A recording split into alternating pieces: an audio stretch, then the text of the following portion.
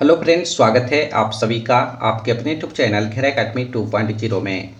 दोस्तों, आज के इस वीडियो में हम लोग देखने वाले हैं जीके का टॉप 50 ऐसे प्रश्न के बारे में जो आपके आने वाले इन सभी परीक्षाओं के लिए काफ़ी हेल्पफुल होंगे। तो दोस्तों, आप लोग इस वीडियो को शुरू से लेकर अंत तक एक बार जरूर देखिएगा। तो चलिए दोस्तों, शुरू करते हैं। प्रश्न नंबर पहला में लिखा गया है, भोज्य पदार्थ की शुद्धता की गारंटी देता है।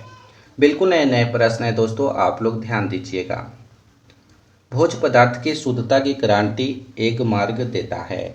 प्रश्न नंबर पहला का right answer option number B होगा।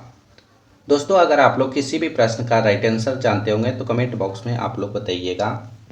प्रश्न नंबर 2 में लिखा गया है, जागो ग्राहक जागो एक नारा है किसका। जागो ग्राहक जागो एक नारा है उपभोक्ता जागरण का। प्रश्न नंबर 2 का right answer option number D होगा। अगला प्रश्न देखिए, प्रश्न नंबर 3 में लिखा गया है, राष्ट्रीय उपभोक्ता हेल्पलाइन नंबर क्या है।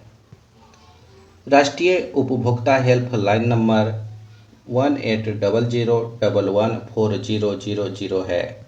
प्रश्न नंबर 3 का right answer option number A होगा। अगला प्रश्न देखिए, प्रश्न नंबर 4 में लिखा गया है, भारत में उपभोक्ता संरक्षण अधिनियम की घोषणा कब हुई थी। प्रश्न नंबर 4 का right answer option number C होगा।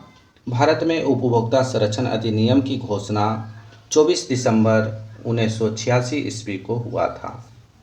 अगला प्रश्न देखिए, प्रश्न नंबर 5 में लिखा गया है, प्रश्न नंबर 5 में लिखा गया है, सोने के आभूषण की शुद्धता की पहचान किस चिन्ह से होती है। काफ़ी इंपॉर्टेंट प्रश्न है दोस्तों, आप लोग ध्यान दीजिएगा। सोने के आभूषण की शुद्धता की पहचान हॉलमार्क से की जाती है। प्रश्न नंबर 5 का right answer option number C होगा। उपभोक्ता द्वारा शिकायत करने के लिए आवेदन शुल्क कितना है। उपभोक्ता द्वारा शिकायत करने के लिए आवेदन शुल्क इनमें से कोई नहीं है, यानी कि प्रश्न नंबर 6 का right answer option number D होगा। उपभोक्ताओं के शोषण का मुख्य प्रकार क्या है। उपभोक्ताओं के शोषण का मुख्य प्रकार माप तौल में कमी, मिलावट, भ्रामक प्रचार, इनमें से सभी है। प्रश्न नंबर 7 का right answer option number D होगा। अगला प्रश्न देखिए, उपभोक्ता जागरूकता आंदोलन का प्रारंभ कहाँ हुआ। उपभोक्ता जागरूकता आंदोलन का प्रारंभ इंग्लैंड में हुआ, यानी कि प्रश्न नंबर 8 का right answer option number C होगा। भारत में राष्ट्रीय उपभोक्ता दिवस कब मनाया जाता है। काफ़ी इंपॉर्टेंट प्रश्न है, आप लोग ध्यान दीजिएगा। भारत में राष्ट्रीय उपभोक्ता दिवस 24 दिसंबर को मनाया जाता है। प्रश्न नंबर 9 का right answer option number D होगा। वैश्वीकरण के मुख्य अंग कितने हैं। वैश्वीकरण के मुख्य अंग 5 अंग हैं। प्रश्न नंबर 10 का right answer option number C होगा। और 5 अंग कौन कौन से हैं तो आप लोग याद रखिएगा, माल, सेवाएं, डेटा, तकनीकी और पूंजी। अगला प्रश्न देखिए, प्रश्न नंबर 11 में लिखा गया है, विश्वव्यापी आर्थिक संकट किस वर्ष आरंभ हुआ था।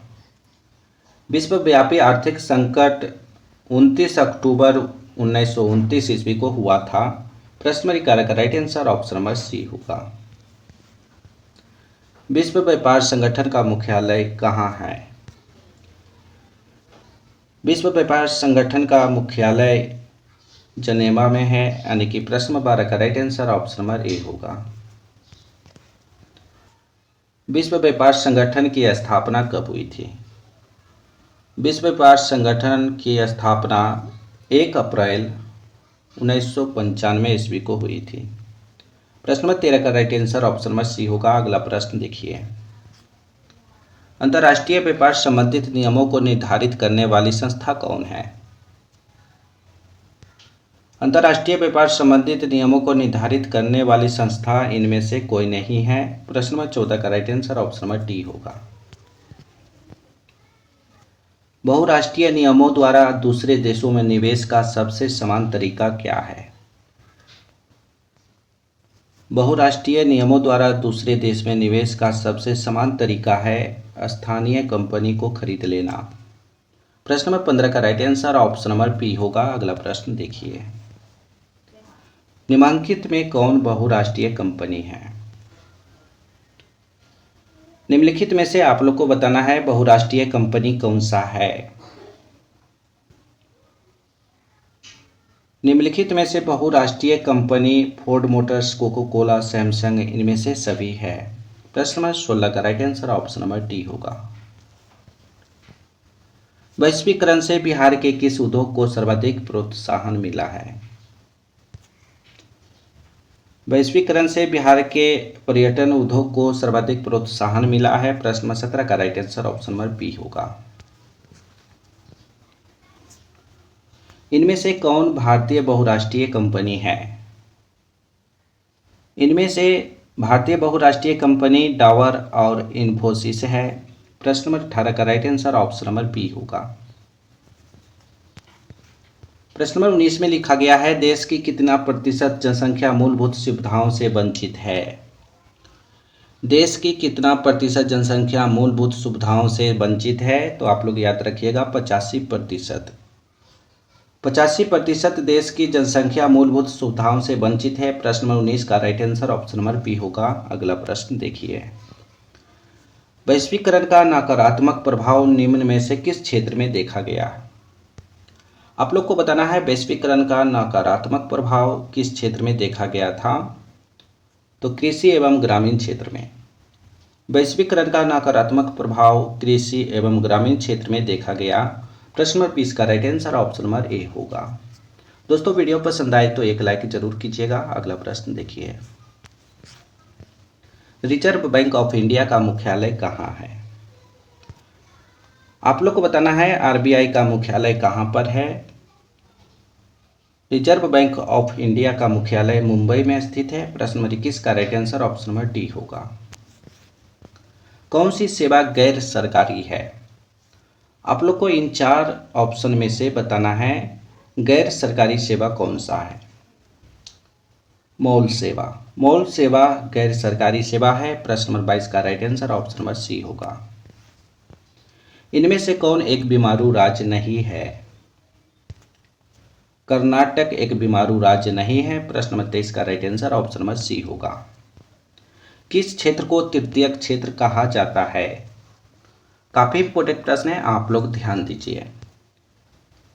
सेवा क्षेत्र को तृतीय क्षेत्र कहा जाता है। प्रश्न नंबर 24 का right answer option number A होगा। किस क्षेत्र को द्वितीय क्षेत्र कहा जाता है? उद्योग क्षेत्र को द्वितीय क्षेत्र कहा जाता है। प्रश्न नंबर 25 का right answer option number C होगा। जवाहर रोजगार योजना कब शुरू किया गया था? जवाहर रोजगार योजना 1 अप्रैल 1989 ईस्वी को शुरू किया गया था। प्रश्न नंबर 26 का right answer option number B होगा। अगला प्रश्न देखिए, प्रश्न नंबर 27 में लिखा गया है, भारत को किस उद्योग के क्षेत्र में अधिक सफलता मिली है? भारत को किस उद्योग के क्षेत्र में अधिक सफलता मिली है? तो कंप्यूटर सॉफ्टवेयर में। कंप्यूटर सॉफ्टवेयर में भारत को सबसे अधिक सफलता मिली है। प्रश्न नंबर 27 का right answer option number B होगा। भारत की वित्तीय राजधानी किस शहर को कहा जाता है? भारत की वित्तीय राजधानी किस शहर को कहा जाता है? तो आप लोग याद रखिएगा मुंबई शहर को। मुंबई शहर को भारत की वित्तीय राजधानी कहा जाता है। प्रश्न 28 का right answer option number A होगा। दोस्तों आप लोग इस वीडियो को अपने दोस्तों के पास भी शेयर कीजिएगा, व्हाट्सएप, फेसबुक, इंस्टाग्राम इत्यादि पर। भारत का केंद्रीय बैंक कौन सा है? भारत का केंद्रीय bank reserve bank of India है, यानी कि आरबीआई को भारत का केंद्रीय बैंक कहा जाता है। प्रश्न नंबर 29 का right answer option number A होगा। रिजर्व बैंक ऑफ इंडिया की स्थापना कब हुई थी? आरबीआई की स्थापना कब हुई थी आप लोग को बताना है। रिजर्व बैंक ऑफ इंडिया की स्थापना 1 अप्रैल 1935 ईस्वी को हुई थी। प्रश्न नंबर 30 का right answer option number B होगा। वाणिज्यिक बैंक का राष्ट्रीयकरण कब हुआ था? वाणिज्यिक बैंक का राष्ट्रीयकरण 19 जुलाई 1969 ईस्वी को किया गया था। 19 जुलाई 1969 ईस्वी को 14 बैंकों का राष्ट्रीयकरण किया गया था। प्रश्न नंबर 31 का right answer option number B होगा। गैर संस्थागत वित्त प्रदान करने वाला सबसे लोकप्रिय साधन कौन सा है? गैर संस्था वित्त प्रदान करने वाला सबसे लोकप्रिय साधन महाजन है। प्रश्न नंबर 32 का right answer option number B होगा। अगला प्रश्न देखिए, इनमें से कौन संस्थागत वित्त का साधन है? इन चार ऑप्शन को देखकर आप लोग को बताना है इनमें से कौन संस्थागत वित्त का साधन है। संस्थागत वित्त का साधन व्यावसायिक बैंक है। प्रश्न नंबर 33 का right answer option number C होगा। लैंप की बत्ती में तेल किसके कारण ऊपर उठता है? काफी इंपॉर्टेंट प्रश्न है, आप लोग ध्यान दीजिएगा। लैंप की बत्ती में तेल किसकी घटना के कारण ऊपर उठता है? प्रश्न नंबर 34 का right answer option number B होगा। वर्षा की बूंद का आकार गोल किस कारण से हो जाता है? वर्षा की बूंद का आकार गोल पृष्ठ तनाव के कारण होता है। प्रश्न नंबर 35 का right answer option number B होगा। ताप का एसआई मात्रक क्या है? ताप का एसआई मात्रक केल्विन है। प्रश्न नंबर 36 का right answer option number A होगा। 1 किलो कैलोरी ऊष्मा का मान कितना होता है? 1 किलो कैलोरी ऊष्मा का मान 4.2 इंटू 10⁻³ जूल के बराबर होता है। प्रश्न नंबर 37 का right answer option number C होगा। बर्फ पर दाब बढ़ाने से उसका गलनांक क्या होगा? बर्फ पर दाब बढ़ाने से उसका गलनांक घट जाएगा। प्रश्न नंबर 38 का right answer option number A होगा। बैकग्राउंड वॉइस के लिए माफी चाहता हूँ। मोटर गाड़ी के रेडिएटर को ठंडा करने के लिए पानी का व्यवहार क्यों किया जाता है? मोटर गाड़ी के रेडिएटर को ठंडा करने के लिए पानी का व्यवहार किया जाता है क्योंकि पानी की विशिष्ट ऊष्मा अधिक होती है, इसलिए। प्रश्न नंबर 39 का right answer option number A होगा। अगला प्रश्न देखिए, चमगादड़ शिकार का पता लगाने के लिए किस परिघटना का प्रयोग करता है? चमगादड़ शिकार का पता लगाने के लिए प्रतिध्वनि निर्धारण परिघटना का प्रयोग करता है। प्रश्न नंबर 40 का right answer option number D होगा। अगला प्रश्न में लिखा गया है, कीड़ों तथा हानि पहुंचाने वाले तत्वों को घर से दूर भगाने के लिए प्रयोग में लाया जाता है। कीड़ों तथा हानि पहुंचाने वाले तत्वों को घरों से दूर भगाने के लिए अल्ट्रासोनिक तरंगों को प्रयोग में लाया जाता है। प्रश्न नंबर 41 का right answer option number A होगा। ध्वनि का तरत्व किस पर निर्भर करता है? ध्वनि का तरत्व यानी कि पिच आवृत्ति पर निर्भर करता है। प्रश्न नंबर 42 का right answer option number A होगा। ध्वनि का प्रभाव मानव के कान में कितने समय तक रहता है? ध्वनि का प्रभाव मानव के कान में 1/10 सेकेंड तक रहता है। प्रश्न नंबर 43 का right answer option number B होगा। एक व्यक्ति को अपनी प्रतिध्वनि सुनने के लिए परावर्तक तल से कितना दूर खड़ा रहना चाहिए? एक व्यक्ति को अपनी प्रतिध्वनि सुनने के लिए परावर्तक तल से 56 फीट दूर यानी कि 17 मीटर दूर खड़ा रहना चाहिए। प्रश्न नंबर 44 का right answer option number B होगा। सोनार का प्रयोग किसके द्वारा किया जाता है? सोनार का प्रयोग नौसंचालकों के द्वारा किया जाता है, यानी कि प्रश्न नंबर 45 का right answer option number D होगा। प्रकाश छोटे छोटे कणों से मिलकर बना है, जिसे क्या कहते हैं? प्रकाश छोटे छोटे कणों से मिलकर बना है, जिसे फोटोन कहा जाता है। प्रश्न नंबर 46 का right answer option number D होगा। प्रकाश तरंग किस प्रकार की तरंग है? प्रकाश तरंग अनुप्रस्थ प्रकार की तरंग है। प्रश्न नंबर 47 का right answer option number A होगा। आप लोग याद रखिएगा। प्रकाश का तरंग सिद्धांत किसके द्वारा प्रस्तावित किया गया था?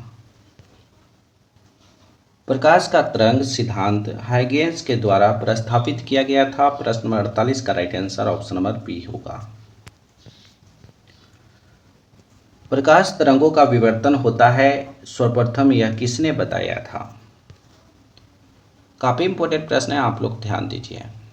प्रकाश तरंगों का विवर्तन होता है सर्वप्रथम यानी कि सबसे पहले ग्रेमाल्डी ने बताया था। प्रश्न 49 का right answer option number A होगा।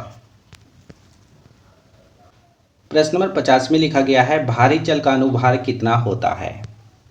काफी इंपॉर्टेंट प्रश्न है, आप लोग ध्यान दीजिए। भारी जल का अनुभार 20 होता है, यानी कि प्रश्न नंबर 50 का right answer option number B होगा। भारी जल को D2O के नाम से भी जाना जाता है। पानी में क्या होने पर उसे भारी पानी कहा जाता है? पानी में क्या होने पर उसे भारी पानी कहा जाता है? तो आप लोग याद रखिएगा, हाइड्रोजन का भारी समस्थानिक होने के कारण भारी पानी कहा जाता है। प्रश्न नंबर 51 का right answer option number A होगा। इस वीडियो का अंतिम प्रश्न है दोस्तों, आप लोग ध्यान दीजिएगा। कार्बन क्या है? आप लोग को बताना है कार्बन क्या है। कार्बन अधातु है।